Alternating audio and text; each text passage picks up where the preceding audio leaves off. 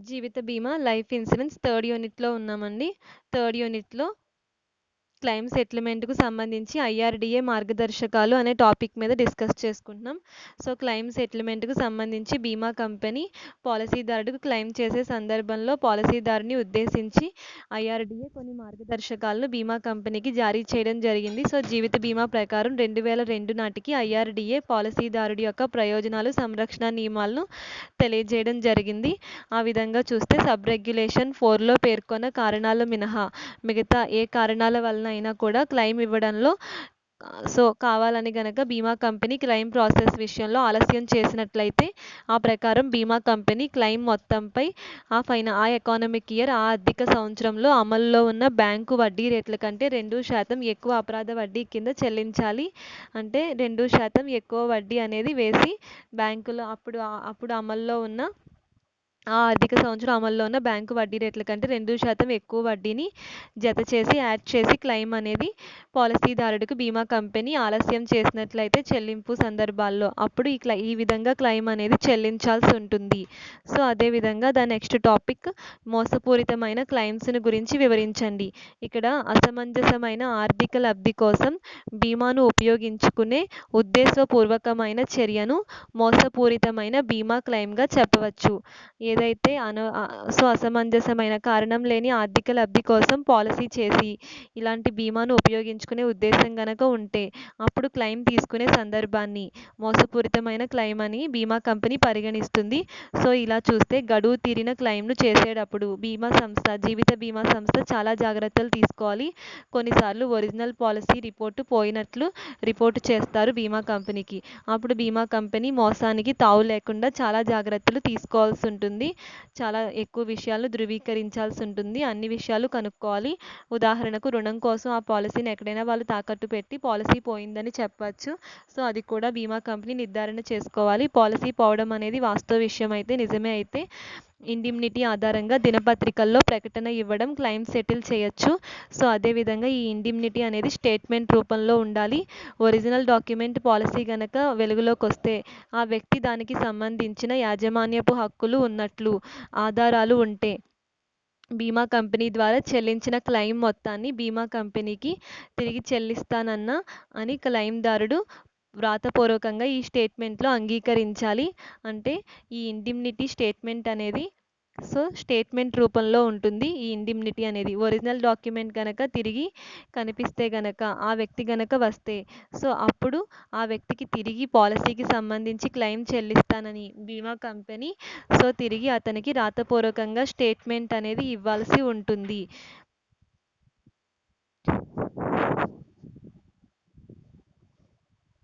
అంటే ఒక్కొక్కసారి ఏం జరుగుతుందంటే మనం పాలసీ పైన క్లెయిమ్ చెల్లించేటప్పుడు వేరే వ్యక్తి ఆ పాలసీ యొక్క ఒరిజినల్ డాక్యుమెంట్ పోయింది అని వచ్చి అప్పుడు నాకు క్లెయిమ్ ఇమ్మని చెల్లించమన్నప్పుడు బీమా కంపెనీ పొరపాటున క్లెయిమ్ అతనికి చెల్లించేస్తే కొద్ది రోజుల్లో మళ్ళీ ఒరిజినల్ పాలసీదారుడు వచ్చి నా ఒరిజినల్ డాక్యుమెంట్‌ని చూపించి పాలసీ పైన క్లెయిమ్ చెల్లించమని కోరతాడు. అప్పుడు బీమా కంపెనీ అతనికి కంపల్సరీ క్లెయిమ్ చెల్లించాల్సి ఉంటుంది. ఆ విధంగా చెల్లిస్తానని చెప్పి బీమా కంపెనీ క్లెయిమ్దారుడికి రాతపూర్వకంగా ఒక స్టేట్మెంట్ అనేది ఇవ్వడానికి అంగీకరించాలి. అదేవిధంగా ఎవరైతే ముందుగా చెల్లించారో ఆ వ్యక్తికి సంబంధించిన వివరాలను కూడా తీసుకొని అతను కూడా బీమా కంపెనీకి తిరిగి చెల్లించే విధంగా అతని నుండి ఒక స్టేట్మెంట్ అనేది బీమా కంపెనీ తీసుకోవడం జరుగుతుంది.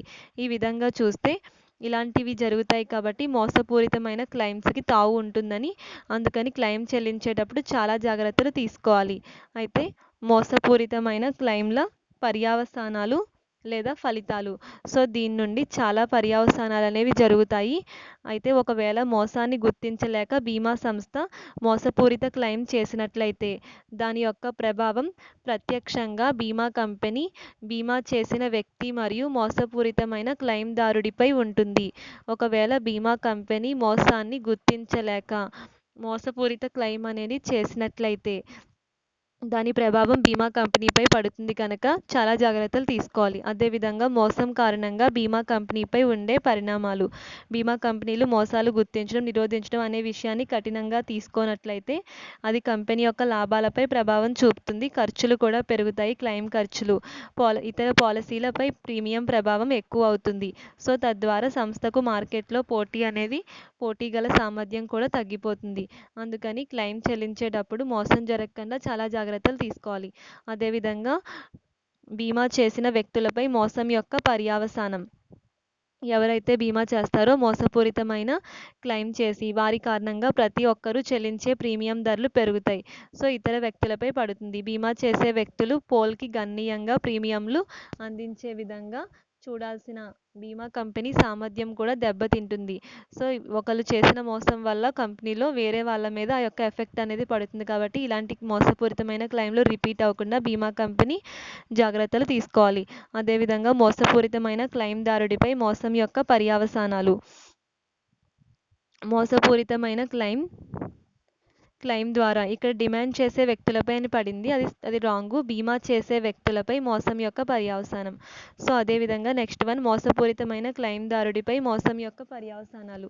మోసపూరితమైన క్లెయిమ్ ద్వారా క్లెయిమ్దారుడికి చెల్లించడం జరుగుతుంది. సో అంటే తద్వారా అతను భవిష్యత్తు కూడా ఇదే విధంగా బీమా సంస్థలు మోసం చేయడానికి అవకాశం ఏర్పడుతుంది. ఒకసారి మోసం చేస్తే గనక బీమా కంపెనీని, సో అదేవిధంగా భవిష్యత్తులో అటువంటి మోసాలు రిపీట్ అయ్యే అవకాశం ఉంటుంది. తద్వారా అతడు చట్టపరమైన చర్యలు తీసుకునేందుకు బాధ్యుడు అవుతాడు. సో మోసపూరితమైన క్లెయిమ్ చేసినప్పుడు క్లెయిమ్దారుడికి క్లెయిమ్ అనేది తిరిగి చెల్లించడం జరుగుతుంది. అందువల్ల భవిష్యత్తులో ఇలాంటివి రిపీట్ అవ్వకుండా మళ్ళీ మోసం చేసే అవకాశం జరుగుతుంది. సో అలాంటివి రిపీట్ అవ్వకుండా భవిష్యత్తులో చట్టపరంగా అతన్ని బాధ్యుడు చేసి చట్టం ప్రకారం అలా మోసం చేసి క్లెయిమ్ తీసుకున్న వ్యక్తికి చట్టం ప్రకారం బీమా కంపెనీ శిక్షార్హుడిని చేయాల్సి ఉంటుంది. ఈ విధంగా మోసపూరితమైన క్లెయిమ్స్ ఏర్పడినప్పుడు తగు జాగ్రత్తలు తీసుకుని మోసపూరితమైన క్లెయిమ్స్ అనేవి జరగకుండా కరెక్ట్గా జరిగేలాగా బీమా కంపెనీలో లాభం, పోటీ సామర్థ్యం ఇవేమీ తగ్గకుండా ఇతర పాలసీదారులపై ప్రీమియం ప్రభావం పడకుండా బీమా కంపెనీ జాగ్రత్తలు తీసుకుని బీమా కంపెనీని అభివృద్ధి చేసుకోవాలి. అండ్ ద నెక్స్ట్ టాపిక్, చెల్లని, చెల్లుబాటు కాని, చెల్లుబాటు కాజాలని క్లెయిమ్స్ అనగానేమి? ఇక్కడ చెల్లని, చెల్లుబాటు కాని, చెల్లుబాటు కాజాలని క్లెయిమ్స్ అనగానేమి అంటే బీమా కంపెనీ క్లెయిమ్ తిరస్కరించడానికి ఒక కారణం. బీమాకు సంబంధించిన వాస్తవ ఒడంబడిక అంటే ఒప్పందం చట్టబద్ధంగా కానీ లేదా చెల్లుబాటు కానిది లేదా చెల్లుబాటు అయ్యే పరిస్థితి లేకపోవడం వలన లాంటిది ఒక కారణం వలన బీమా కంపెనీ క్లెయిమ్ చెల్లింపును పక్కన పెడుతుంది. అంటే బీమా కంపెనీ ఒప్పందం, ఈ అగ్రిమెంట్ అనేది బీమా కంపెనీకి పాలసీదారుడికి సంబంధించి ఒప్పందం అనేది చెల్లని, చెల్లుబాటు కాని, చెల్లుబాటు కాజాలని అలాంటి సందర్భం ఉన్నప్పుడు క్లెయిమ్ అనేది చెల్లించడం అనేది బీమా కంపెనీ పక్కన పెడుతుంది. అనేక రకాల కారణాల వల్ల ఆ ఒడంబడిక క్లెయిమ్ చెల్లించేటప్పుడు చెల్లుబాటు కాదు. చెల్లని ఒడంబడిక ఏ విధంగా ఒడంబడిక కాదు కనుక ఇరు పక్షాల మధ్య ఎలాంటి సంబంధం ఉండదు. ఇటువంటి ఒడంబడిక చెల్లుబాటు కాకుండా ఉండే కారణాలు అనేకమైనవి ఉంటాయి. ఎందుకు ఇటువంటి సందర్భం ఏర్పడుతుంది? క్లెయిమ్ చెల్లించేటప్పుడు చెల్లని, చెల్లుబాటు కాని, చెల్లుబాటు కాజాలని ఇలాంటి ఒప్పందం ప్రకారం క్లెయిమ్ చెల్లించడం బీమా కంపెనీ పక్కన పెడుతుంది.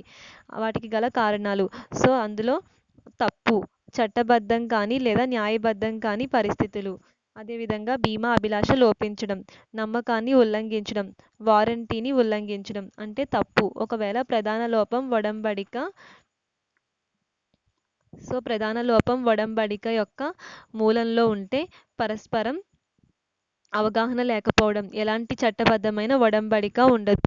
ఇద్దరి మధ్య బీమా పాలసీకి సంబంధించి ఒక అవగాహన లేకుండా ఉంటే ఈ చట్టబద్ధమైన ఒడంబడిక అనేది ఉండదు. ఉదాహరణకు తాగి ఉన్న వ్యక్తితో చేసిన ఒప్పందం లేదా సరైన మానసిక స్థితి లేని వ్యక్తితో కుదుర్చుకున్న ఒడంబడిక చెల్లుబాటు కావు. ఎందుకంటే ఆ వ్యక్తి ఆ ఒడంబడికతో ఉన్నటువంటి నియమ నిబంధనలను సరిగా అర్థం చేసుకోలేరు.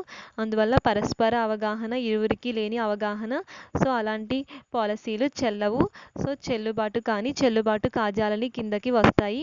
ఆ ఒడంబడిక చెల్లదు. చట్టబద్ధంగా కూడా దానికి ఎలాంటి నియమ నిబంధనలు అమల్లోకి రావు. చట్టబద్ధం కాని లేక న్యాయబద్ధం కాని పరిస్థితులు అంటే ఏదైనా న్యాయబద్ధం కాని పనికి మద్దతు పలికే విధంగా బీమా సంస్థతో బీమా ఒప్పందం చేసుకున్నట్లయితే అది చెల్లుబాటు కాదు. ఉదాహరణకు ఒక వ్యక్తి ఆత్మహత్య చేసుకునేందుకు లేదా భర్త లేదా భార్యను చంపడం వల్ల ఉద్దేశంతో ఆమె లేదా అతని యొక్క జీవితంపై బీమా చేసి జీవిత బీమా సంస్థ నుండి క్లెయిమ్ తీసుకోవాలని అనుకుంటే అలాంటి కాంట్రాక్టులు చెల్లుబాటు కాని కాంట్రాక్టులు కిందకు వస్తాయి. కావాలనే ఒక ఉద్దేశపూర్వకంగా ఒక మోసం చేసే ఉద్దేశంతో ఓ తప్పుడు ఉద్దేశంతో గనక అతను పాలసీ చేసి క్లెయిమ్ తీసుకోవాలని ముందుగానే ఒక ప్లానింగ్ ఉంటే గనక సో అలాంటివి న్యాయబద్ధంగా చెల్లవు. అదేవిధంగా బీమా అభిలాష లోపించడం దాంట్లో కూడా న్యాయ నిబంధనలు అనేవి అమల్లోకి రావు. నెక్స్ట్ వన్ బీమా అభిలాష లోపించడం అంటే పాలసీదారుడికి ఏ విధమైన బీమా అభిలాష లేకుండా అది చెల్లదు. బీమా పైన అతనికి ఆసక్తి ఉంటేనే ఆ పాలసీ అమల్లోకి వస్తుంది. చెల్లుబాటు కాజాలని ఒప్పందంలో ఇరు వర్గాలతో ఒక వర్గం ఒప్పందాన్ని పక్కన పెట్టేంత వరకు ఒప్పందం అమల్లో ఉంటుంది. సో ఇరు వర్గాల్లో ఏదైనా వర్గం ఆ ఒక్క ఒప్పందం అనేది నాకు ఇష్టం లేదు, ఈ ఒప్పందం క్యాన్సిల్ చేసుకోవాలి అనే వరకు అది అమలు జరుగుతుంది. ఎవరైనా అది పక్కన పెడితే అది ఆ అమలు అనేది జరగదు. బీమా ఒడంబడిక వివిధ కారణాల వల్ల చెల్లుబాటు కాజాలవు అని ప్రకటించవచ్చు. కొన్ని రకాల పాలసీల్లో ఇటువంటి విషయాలు జరుగుతూ ఉంటాయి. అదేవిధంగా నమ్మకాన్ని ఉల్లంఘించడం, దుర్వినియోగం మరియు వెల్లడించకపోవడం అనే కారణాల వల్ల కంపెనీ పాలసీ చెల్లుబాటు కాజాలని ప్రకటిస్తుంది. ఏదైనా దుర్వినియోగం చేయడం, అదేవిధంగా వెల్లడించకపోవడం అనే ఇతర కారణాలు ఏమైనా వస్తే బీమా కంపెనీలో చెల్లుబాటు కాజాలని పాలసీల కిందకు రావడం జరుగుతుంది. అదేవిధంగా వారంటీని ఉల్లంఘించడం, బీమా కంపెనీ పాలసీ కాజాలదని చెల్లుబాటు ప్రకటించడాన్ని ఇది ధృవీకరిస్తుంది. అంటే వారంటీని అంటే నమ్మకాన్ని ముందుగా అనుకున్నట్లు నమ్మకాన్ని ఉల్లంఘించడం అంటే ఏదైనా మోసం చేయడం, కావాలని దుర్వినియోగం చేయడం పాలసీలను ఇటువంటివన్నీ కంపెనీ అంగీకరించదు. ఆ పాలసీలను చెల్లుబాటు కాజాలవు పాలసీలు అని ప్రకటిస్తుంది న్యాయబద్ధంగా. అదేవిధంగా వారంటీని ఉల్లంఘించడం, బీమా కంపెనీ పాలసీ కాజాలదని చెల్లుబాటు ప్రకటించడాన్ని ఇది ధృవీకరిస్తుంది. ఎటువంటి వారంటీ అనేది ఇక్కడ తీసుకొచ్చి ఈ పాలసీ బీమా కంపెనీ పాలసీ కాదు అని గనక రుజువు చేసినట్లయితే వారంటీ ప్రకారం అప్పుడు ఆ ప్రకటనను న్యాయబద్ధంగా కంపెనీ ధృవీకరించి అంగీకరిస్తుంది. సో ఈ విధంగా చెల్లుబాటు కాజాలని చెల్లుబాటు కాని క్లెయిమ్స్ అంటారు. సో ఈ క్లెయిమ్ సందర్భాల్లో గనక క్లెయిమ్ ఇచ్చే సందర్భాల్లో ఇటువంటి నిర్ణయాలను కూడా దృష్టిలో పెట్టుకుని క్లెయిమ్ అనేది పరిష్కరించుకోవాల్సి ఉంటుంది.